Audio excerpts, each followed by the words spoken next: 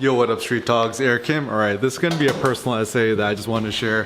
Why am I so cruel and why am I so lacking sensitivity and concerning the pain and tragedy of others? So the point of this video is not for me to just kind of like, you know, philosophize too much about why I feel certain ways. How's it going, man? But it's going to be a way for me to really think more about, you know, how I became who I am and why I'm this way. It's not really going to be an attempt for me to change who I am, but it's just more of maybe for me to better understand who I am, why I am. So in terms of cruelty, I think because I've built such a strong, thick skin from a young age, because I went through a lot of trauma as a kid, as a consequence, I'm actually pretty insensitive towards the pain of others because I'm also insensitive to my own pain.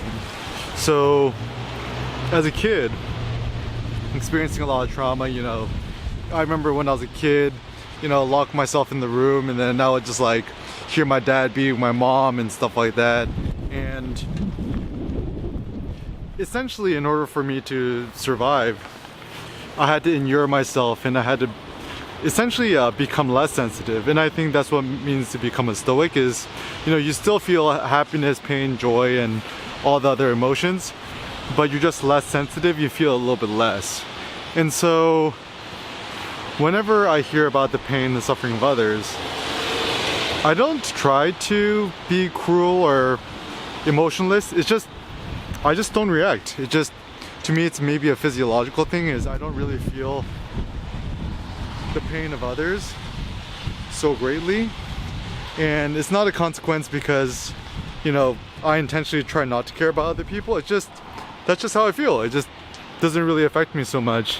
And so it goes both ways, is I'm not so affected by the pain and tragedy of my own life, nor am I affected too much by the pain and tragedy of other people's life. Because for me, I guess I'm much more of a pragmatist where, okay, yeah, obviously life is pain and suffering and difficult, but the more important thing is how do we keep moving forward and how do we prevent this pain and suffering to prevent us from living on. And so I think the tricky thing with philosophy and just making these kind of videos and sharing your thoughts is, part of it is like when you share these things, we're essentially saying others should be the way I am, and if others do contrary to what I say or do or believe, then somehow everyone else is a lesser human being. Now, I don't want you to become me, and I don't want you to become me to become you.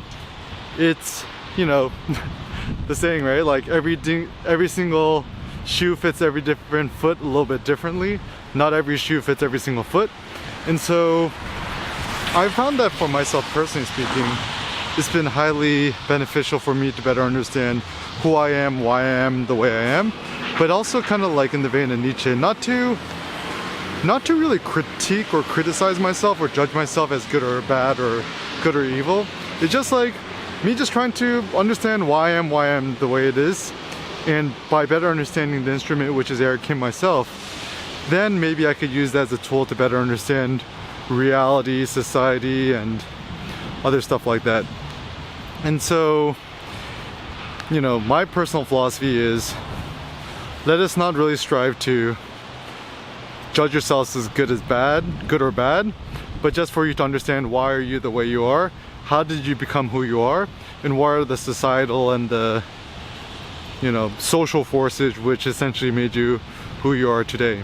And I know for myself, I try to practice gratitude, because I'm grateful to be alive. I'm grateful to be where I am today. I don't really hold any grudges or resentment towards anybody, not even my dad, because everyone in life, you know, some of them intentionally tried to help me, some of them didn't, but that's okay. It's not really something for me to worry about, not anything for me to really bemoan about.